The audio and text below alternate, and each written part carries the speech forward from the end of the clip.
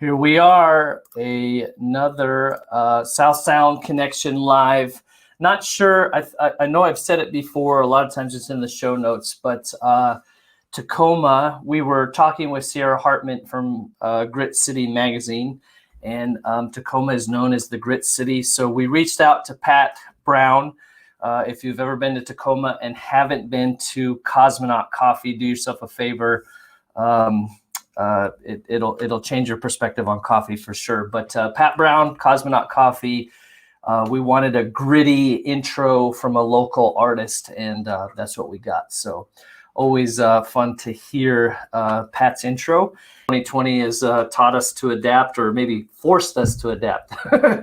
So our next guest, talk about adapt and change and disruption. Let's bring Chris in.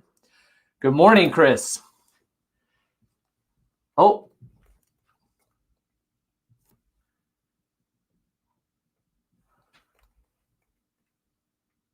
I'm not hearing your audio. Did I mute you? I think you're muted. Can you hear me now? Yep, perfect. Okay, perfect. I just wanted to say I am ecstatic to be here. And before we get into it, I know you can see in the top right corner of the screen, Oregon. Uh-oh. I know you were in Eugene, so that that lit me up. So I knew you were a good guy. So you're another, I wore I have one of my favorite quarter zips is a Ducks quarter zip. It's super comfortable. And so I think you've met Brian from our office. He graduated, he's a Husky alum, and he said I could never wear it to work again. So yeah, I don't hold that against him. That's okay.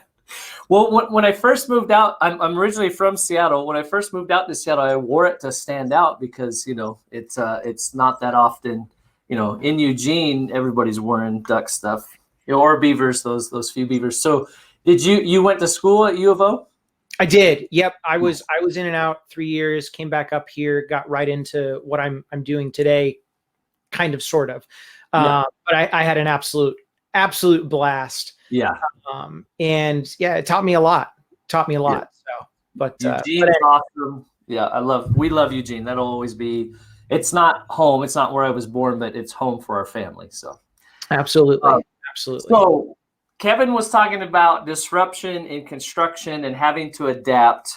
You and I touch base and talk about disruption as far as the financial stuff goes. And at the time when we talked, everything was on a huge upswing, and now we're on this, catastrophic downswing, right? Maybe this isn't a great question, but I think it is a question a lot of people are asking. How can we be in a pandemic and the stock market is skyrocketing? Whew. If I had that answer to a T, I probably would be a little bit more wealthy than I am today, right? We all would. I will say what 2020 brought us was there's a lot there. There's a lot to unlock of what 2020 brought as far as lessons. And I like to break it down because there's a big difference between what people think of as investing and then what people think of as planning. So let's talk about the investment side. What were the big lessons? Number one, stay committed. Now, obviously, if this is not a one size fits all, and if you're in a pretty bad investment, you can't just pray that it's gonna suddenly get better. But what happened last year? It was quite remarkable. It was the quickest recession in American history. We had February, the COVID confusion, March, the COVID crash, and then April and May, we had the start of the COVID correction, and it was lickety split. Now, if you stayed invested during that period of time throughout the end of the year, again, depending on where you were at, chances are you could have had a pretty good year when it comes to investing. And this is solely the stock market. This doesn't get into real estate or private equity or debt or any of that stuff. This is solely market related. Now, the big lesson, because your question was, what is the big lesson that 2020 brought us when it comes to investing? Yeah. You're not going to like it. People think that they are absolutely invincible to the investment world. And that's extremely dangerous. I was actually reading a couple of days ago, I believe it was on in Morningstar, the largest independent investment research company in the world. They're actually going as far to say that this new day trading craze is becoming a disease, and it's becoming an addiction. And what's really dangerous about the investment side of things is not only is it dangerous just in that fact, but the main issue is when everything came back and you keep going, the real danger is you can get away with it. Now, that dovetails into the second part of the lesson of would that be, can I ask a question? Would that be kind of like you're successful, but you don't know why? You could think of it that way. I would like to think of it this way. You have the false impression that you are successful until you're not. Okay. Because we see that in business all the time, right? I think it's as dangerous to be successful and not know why as it is to be unsuccessful. And it's almost better to be unsuccessful and know why than it is to be successful and not know why. Because if you're unsuccessful and you know why, you can build your way out of it, as opposed to just waiting for the bottom to fall out and not have any, awareness. Sure. And I think another way to think about it is, and how I think about it from not only my client's perspective, my listeners' perspective, but also my family's perspective. I'm an optimist at heart. Life's too short to be half empty, right? So that being said, I hope for the best, but I have to plan for the worst. Yes. And people are just kind of closing their eyes and throwing darts. But the danger is they're closing their eyes, they're throwing darts, and they're hitting. The bullseye. Okay. Yeah. Now the planning aspect, this is where it gets to be really big. So people are more confused than ever. And we realized back in March, in April, and May that simply investing, that is not true planning. There's a huge difference. But again, this was the quickest recession we have had ever. It was like 2 months, two and a half months, depending on where you read. And so you look at that in this environment today. In fact, I'll be releasing an episode in a couple months on this topic. It has never been more difficult to have a successful plan, especially if you are about to retire or you are retired. Another one. people talk about the new normal in 2020. That's a big buzzword. Okay. Yeah. That's been around for years in the planning world. And what I mean by that is these old strategies, they simply do not work like they used to. Yeah. Giving myself a selfish plug here, in a couple of weeks, we have a pretty awesome guest coming on our show talking about this rule called the 4% rule. There's a lot of debate on really what that means. Just to kind of condense it for listeners at home, that means if you're retired or you're about to retire, you take about 4% of what you're worth from your portfolio to live off of. There's a good chance your money will outlive you. I'm not saying that's right or wrong. It's just a benchmark that has been used in our industry. Sure. But then getting to that benchmark, it's totally outdated.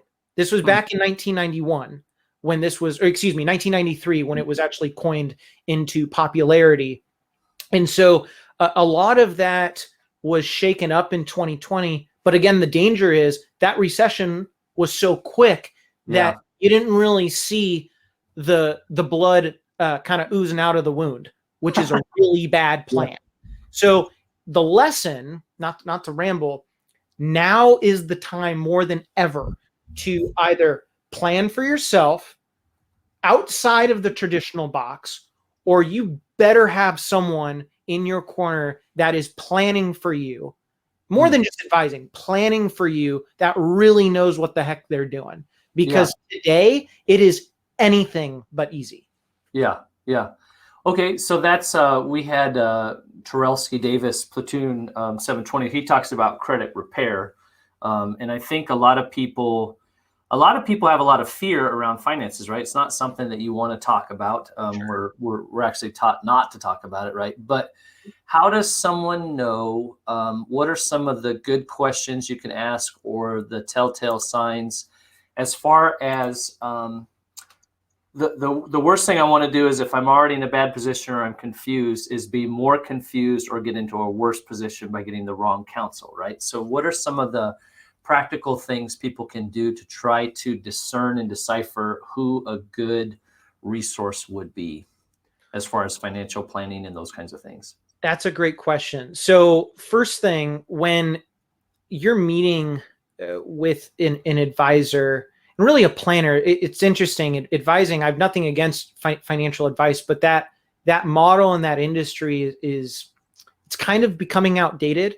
That's why a lot of these advisors that are really committed to the industry are getting their certified financial planner exams. I could go into a whole list of whether that's, that suddenly means you know what you're doing or not, but it shows the commitment, and you got to put in the effort for that. I would say the first thing you should look for is, if the only way I can get on board with this advisor is to buy something, like a specific product, that's a red flag to me. So for example, I hear this all the time. People come in and say, well, I've got this planner. I go, good for you. What are they doing for you? Right. And they start explaining all of these bells and whistles, which, I've been doing this long enough where I look and I'm like, a lot of these bells and whistles don't really even make sense. And you've got a credit card debt that's 23% APR. I don't really care what investment they're pitching to you. I can tell you, they're not going to be able to beat that 23%. 23%. Yep. So you got to start focusing on, it comes down to, what am I getting from that rate of return? Because it really does come down to a rate of return. Okay. So, and I've had tons of people come into the office. I go, look, frankly, you need to focus on that as an example. And they go, well, I've been told I need to buy something. I'm like, well, that's probably why you're here. So that would be another one. Another big one would be, you got to be really objective. So when people come into the office or they get on a Zoom with me, obviously I know why they're there. They need some type of financial planning advice, or I have listeners, but I really don't want to steer the ship. I know they're there for financial planning, so I just kind of let them tell me what they need. And obviously, if it makes sense to bring them on as a client, great. But if not, and I've said this to, I don't know how many people, and I'll keep saying it, we're not going to turn someone down simply because they're not worth whatever that number is. Sure. Okay. But if it doesn't make sense for them to be brought on as a client, I'll tell it to their face and I'll say, hey, look, consider this free planning. I'm a hugger at heart. And so obviously right now that's a little sensitive, but if I could, I give them a hug and say, hey, you're part of the family, and come back to me when you've got a lot of that stuff cleaned up, and then we can start getting into planning. Sure. Like above and beyond something that, you may be able to afford. Yeah. Okay. Yeah. Yep. Get like you said, a lot of the old rules don't apply, but sound financial principles, your foundation, right, still needs to be set before you can build the financial house. So well, I want to be mindful of your time, and what's any words of encouragement, things that you're learning for 2021 that you'd like to drop on the thousands of listeners? Oh, wow. So no pressure. Hundreds of thousands, millions, actually. Millions, probably millions. Yeah. Couple things. So as far as words of advice, and then I'll kind of tell you some things that I'm looking forward to this year, because we've got some really exciting stuff coming down the pike. So as far as things to look forward to, I always like to give themes for the year. So starting 2020, I told clients adequate prudency. If you go back into Lucia Capital Group's Lucia Capital Group Weekly, it's where my licenses are through, absolutely awesome company. You'll be able to see the video where I actually came on and I was talking to the chairman about that. And that was before everything happened. This year, I have two themes for 2021. So theme number one, lesser debt leads to lesser regret. You could read into that as much as you want. Lesson number two, this is a really big one. I'd much rather be one of the last to be right than the first to be wrong. So those are my 2 lessons I'm going to give you for 2021. You can gnaw on that one for a while because there's a lot to unpack there. Now, the things that I'm looking forward to in 2021. So you talked about pivoting and adapting. So last year was obviously crazy busy. And John, we spoke about this when we first met. Back in June in Washington, everything was shut down. And I looked going, I need to do something, right? We all need to do something. These entrepreneurs and people that want to get after it, they can't sit still. So I initially got a LinkedIn. I started connecting with people. I'm like, oh my gosh, like this is basically Facebook in high school. But then I thought to myself, why don't I start connecting with these incredible researchers and financial minds in our industry? I would say the academics, because I've nerded out about them. So one thing led to another. I started connecting with these people. And that's how Capitalize, a podcast for intelligent investors, came about. So initially what I wanted to do is bring it on to get these brilliant minds in our industry to really water down their brilliance to everyday people. Yeah. Now, you fast forward, what I'm really excited about in 2021 is later on in the year in our podcast, I'm actually going to be taking people through Capitalize Your Finances, which is my framework that has personally led my wife and I to more than simple financial success. We have truly capitalized on every aspect of our financial lives. And I'm going to be taking listeners through that framework. There's no fancy words, no academic jargon or wordy crap that goes over everyone's heads. It's a step-by-step, no bars held approach to going above and beyond just simply understanding your financial lives. And people that are listening, they've become capitalizers. Those are our listeners. And capitalizers are people that have this burning desire to not just simply understand what's going on in their finances or every aspect of their life, but they want to dominate that understanding. They want to get every aspect of it. They're intense about it. And that's what being a capitalizer is all about. And so if I can sacrifice, or if I can give you the start so you can get started in 10 minutes, because I've sacrificed the last 10 years of my life to provide you all of this, I don't know anyone that wouldn't trade that. So I'm really excited to take people through Capitalize Your Finances. We've got a lot of super exciting stuff through Capitalize, a podcast for intelligent investors. And not to mention, we're bringing on clients left and right because they're understanding the movement, and it's really exciting. That's awesome, man. So I got the Lucia cap on there. How do people connect with the podcast then? Yeah, so there's a couple ways. So if you want to go on Spotify, you can type in Capitalize, a podcast for intelligent investors. And for those of you that do not know, my initials are CAP. So I am the Cap in Capitalize, taking people through that framework. Spotify has been the most popular. Again, Capitalize, a podcast for intelligent investors. You can also get it on Google Play, or if you want to follow me on LinkedIn, when we release it, I'm always going to spit something out, letting people know about that. Or if you want to go directly through luciacap.com and go under podcasts or webinars, Capitalizes there as well. So there's multiple ways to get there. Most people go through Spotify. Gotcha. Yeah, I see that on the website now. They're at the scroll down to the bottom. So, well, awesome, man. Well, we're looking forward to, like we talked about, talking to you more. And I think that's definitely, like you've said, people want to build and invest, and so it's encouraging to hear you say, build your foundation, and then these things can help you dominate and really put sound things into principles to not just investing, but planning, right? Planning for your future or capitalize. I don't know. Capitalize. There you go. Capitalize on your future. So, well, thank you so much, Chris, and hopefully this is the first of many conversations to come. So. Oh, I'm honored that I was on here, and I'm excited to hopefully be invited back for a second date. So thank you so much. All right, man. Take care. See you, buddy. Well, that's awesome. So Capitalize, podcasts. We got Construction for Change. We had a conversation offline with Chris, and just a lot of energy and a lot of we connected a lot of sound principles. So I think that is we try like with Turelski, to bring people on that can give you.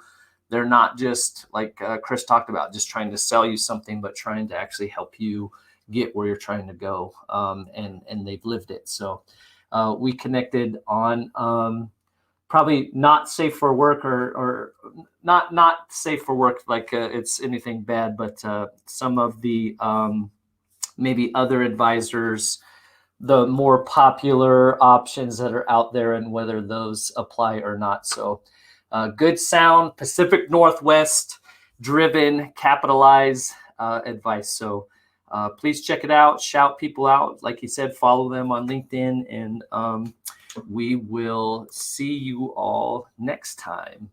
Let's see if I can remember where the outro is. Boom, another South Sound Connection live.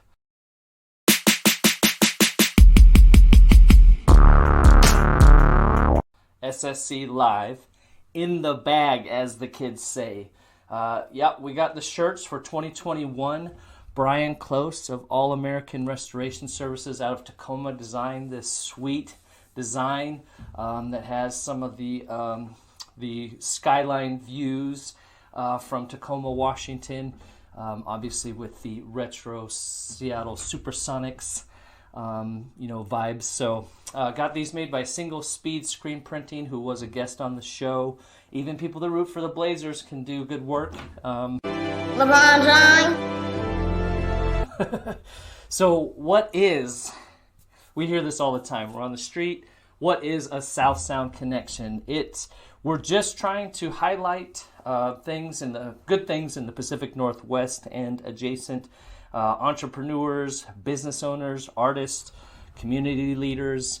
You've probably seen, you've seen about us, you've heard about us. We've had Corbett Mosley talking about his game success factors, Lindsay Ward, who won the September 2020 challenge, Kevin Bates from Helping Hands House, Adam Norwest. We gave away some free burritos from Grit City Breakfast in Tacoma. Crystal Hart Meeker, Save Albany Now. Tony Taylor talking about supporting and hiring veterans and his inspirational talks. Chad Kurligan, The Men, Emotions and Music. Meg Hawks with Single Speed Screen Printing. Mindy Baker with the Beautiful Tacoma Murals. Ken Brown talking about community involvement as an organization. Corbett Mosley again gave us an update. And most recently, Jack Cameron from Tacoma Stories and Sierra Hartman from Grit City Magazine talking about keep telling good stories. So that's what our goal is. Like I said, All American, if you see this logo around town, they're a local general contractor that specializes in insurance claims, water, fire damage repairs. They can help you work with your insurance company and get your house back to pre-loss conditions, as we say. And also the DYOJO podcast. The DYOJO podcast. That's thedyojo.com/SSC if you want to know more about this show. And just a quick pitch. I wrote my second book. This is a collaborative effort on culture, developing a thriving culture, talking about taking care of your culture because it takes care of your people, which leads to taking care of your customers, which leads to taking care of your profits. So you can check that out on the website as well. But please check out our great guests. Check out our sponsors, All American Restoration Services and the DYOJO podcast. And if you hear something that you think should be shouted out, please let us know. Thank you. Have a great Pacific Northwest day, and we'll see you next week, every Tuesday, 9 a.m. Pacific Standard Time. South Sound Connection, SSC Live. Hit me with that outro music from Pat F. and Brown, Cosmonaut Coffee.